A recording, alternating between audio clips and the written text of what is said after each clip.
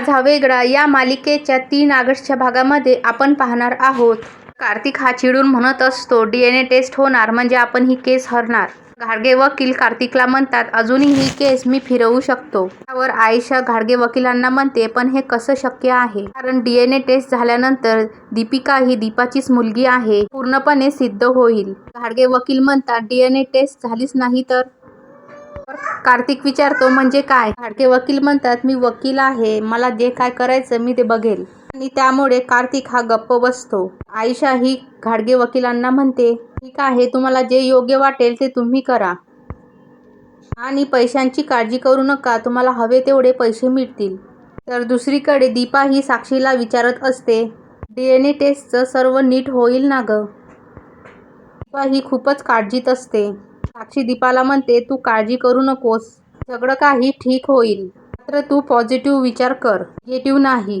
त्यावर दीपा ही होकार देते. त्यात कार्तिकी तेथे येत दीपाला विचारते, आई आज कोर्टामध्ये नक्की काय झाले ग? मात्र दीपा ही तिला काहीच सांगत नाही. ती तिच्यावर खूपच ओरडते आणि त्यामुळे कार्तिकी ही खूपच नाराज होते आणि तेथून निघून जाते. नंतर साक्षी देखील दीपाला म्हणते, काळजी करू नको, सगळं काही ठीक होईल असं म्हणून तेथून जाण्यासाठी निघते.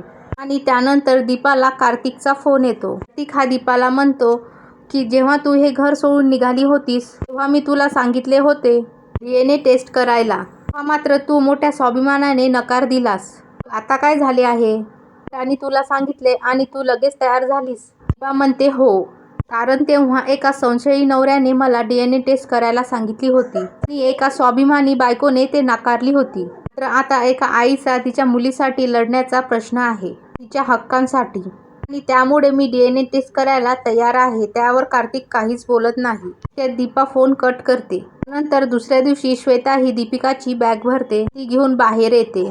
आदित्य हा श्वेताला विचारतो, तू दीपिकाची बॅग भरून इथे का आणली आहेस? श्वेता म्हणते, कार्तिकचे एक काम मी हलकं केले आहे. आता DNA टेस्ट झाल्यानंतर दीपिकाला दीपाकडे जावे लागेल आणि त्यामुळे मी तिची बॅग आधीच भरून ठेवली आहे.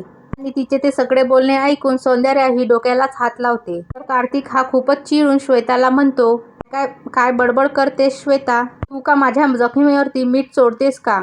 श्वेता ही हसूनच म्हणते, आता तर मी तुझी मदत करत आहे, तरीही माझा तुला राग येतोय. सौंदर्या श्वेताला म्हणते, जर चांगल्या मनाने मदत केली तर कुणालाच राग येत नाही. हे सगळे उपट व्याप तुला कोणी करायला सांगितले आहेत? श्वेता म्हणते, मी तर फक्त बॅगच भरली आहे, तुम्ही तर कोर्टामध्ये जाऊन साक्ष देऊन आलात. त्यावर सौंदर्या म्हणते, मी साक्ष दिली असती किंवा नसती तरीही दीपिकाची DNA टेस्ट ही झालीच असती. आणि त्यावर कार्तिक हा खूपच चिडून म्हणतो, मी चर्चा का करत आहात या गोष्टीवरती? मुळात मी दीपिकाची DNA टेस्ट ही होऊच देणार नाही. ते ऐकून सर्वांना खूपच मोठा धक्का बसतो. आणि मात्र तितक्यात दीपिका तेथे येऊन विचारते ती टेस्ट, आणि त्यावर काय उत्तर द्यावे दीपिकाला हे कोणालाच समजत नाही. कार्तिक दीपिकाला सांगतो की आम्ही शाळेतल्या टेस्टबद्दल बोलत आहोत. नंतर कार्तिक दीपिकाला म्हणतो, आपण तुझं होमवर्क चेक करूया असे म्हणून तिला रूममध्ये घेऊन जातो आणि सोबत तिची बॅग सुद्धा घेऊन जातो. आणि त्यानंतर ललित हा आदित्याला सांगतो, श्वेता प्रेग्नेंट असल्यामुळे तू तिला शांतपणे समजून सांग, कारण घरामधील लोकांना ते उगाचच त्रास देत आहे. तर आदित्य म्हणतो, डॅड मी तिला सांगून थकलो आहे. सौंदर्या म्हणते की आता मी तिला सांगते. नंतर सौंदर्या ही श्वेताला म्हणते, तू आता आई होणार आहेस, तुझ्या पोटामध्ये एक बाळ वाढत आहे आणि तू जे काय करतेस त्याचा परिणाम त्या बाळावर होत आहे. कारण काही वागताना बोलताना तू पूर्णपणे विचार करत जा, गोष्टीचे तू जरा भान ठेव, आणि सगळ्यात महत्त्वाचे म्हणजे माझ्या दीपिकापासून तू लांब राहा. तर दुसरीकडे घाडगे वकील हे दीपाच्या घरी येतात आणि त्यांना तिथे पाहून दीपाला खूप मोठा धक्काच बसतो. दीपा त्या वकिलांना विचारते, तुम्ही इथे काय करत आहात? इथे काय काम आहे तुमचं? नंतर ते घरामध्ये येतात. त्यांना पाहून कार्तिकी ही खूपच घाबरते. घाडगे वकील हे तिला एक चॉकलेट देतात. दीपा कार्तिकीला सांगते की तू थोड्या वेळ परीच्या घरी जा, आणि त्यामुळे कार्तिकी हे तेथून निघून जाते. त्यानंतर घाडगे वकील हे दीपाला म्हणतात, तुम्ही माझे कोर्टामधील रूप पाहिले असेल, तर मी तसा अगदी संवेदनशील आणि हळवा आहे, आणि माझी ख्याती देखील तुम्ही ऐकली असेल, आणि त्याचमुळे मी तुम्हाला एक गोष्ट सुचवायला आलो आहे, तुम्ही या फंदामध्ये पडू नका. त्यावर दीपा ही घाडगे वकीलना म्हणते की म्हणजे कुठल्या फंदामध्ये म्हणत आहात? घाडगे वकील दीपाला म्हणतात, DNA टेस्टच्या. आणि ती गोष्ट ऐकून दीपाला धक्काच बसतो. घाडगे वकील हे दीपाला म्हणतात, तुम्ही जर या फंदामध्ये पडलात तर 100% तुम्ही गोत्यामध्ये याल. तर दुसरीकडे कार्तिक हा त्याच्या बोलण्याचा विचार करत असतो आणि तेव्हा त्याला श्वेताचे बोलणे देखील आठवतं.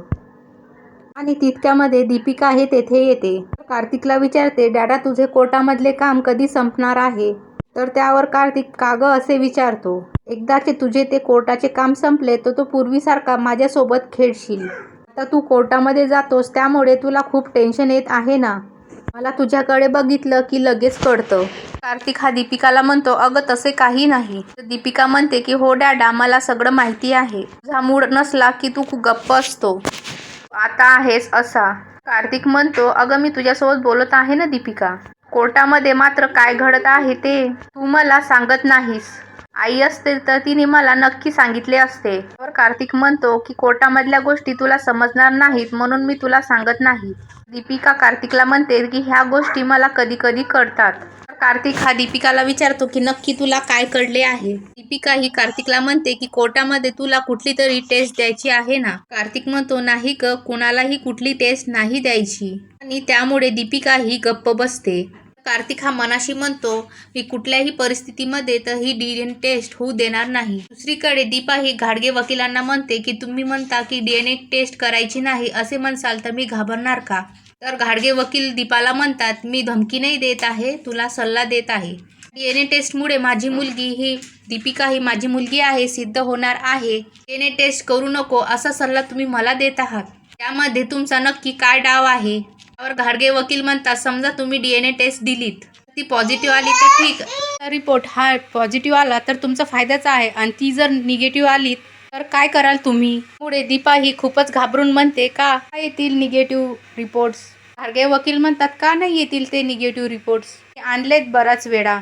ते ऐकून दीपा ही खूपच घाबरते. घाडगे वकील म्हणतात, बघा ना, सौंदर्य इनामदाराची साक्ष ही मी कोर्टामध्ये ठरवली आहे. आता तुमच्याकडे असणारा जन्माचा दाखला देखील बनावटी आहे, नकली आहे, हे सुद्धा मी सिद्ध करणार. आणि त्यानंतर राहिला तो प्रश्न DNA टेस्टचा. ती पॉझिटिव्ह आली तर ठीक आहे आणि ती जर निगेटिव्ह आली तर तुमच्या हातात सगळंच काही सुटेल. आणि म्हणूनच मी तुम्हाला एक सल्ला देत आहे, ऐका माझं, या फंदामध्ये तुम्ही पडू नका. आणि त्यानंतर घाडगे वकील हे तेथून निघून जातात. त्यानंतर रात्री दीपिका ही किचनमध्ये येते. तिला पाणी हवे असतं आणि तितक्यामध्ये श्वेता देखील तेथे येते. ती दीपिकाची बॉटल ही भरून देते आणि त्यानंतर ती तिला म्हणते, आता मी तुला स्वीट देखील देणार आहे, कारण यापुढे तू या घरामध्ये नसणार, म्हणून मला तुझे लाड करायचे आहेत. आणि ते ऐकून दीपिका म्हणते, म्हणजे नक्की काय बोलत आहेस तू?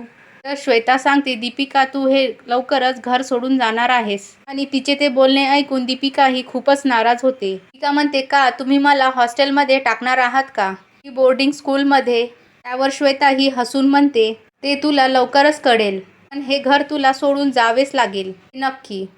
आणि तितक्यामध्ये सौंदर्या ही तेथे येते आणि ती श्वेतावर ओरडते आणि त्यामुळे श्वेता ही खूपच घाबरते. आणि येणाऱ्या भागामध्ये आपण पाहणार आहोत ही DNA टेस्ट करण्यासाठी खूपच घाबरलेली असते. तर सौंदर्या ही तिला समजावत म्हणते, तर तू हे टेस्ट केली नाहीस तर तुला दीपिकाची कस्टडी ही कधीच मिळणार नाही. अशा अपडेट्ससाठी आमच्या चॅनलला लाईक करा, शेअर करा, सबस्क्राईब करा.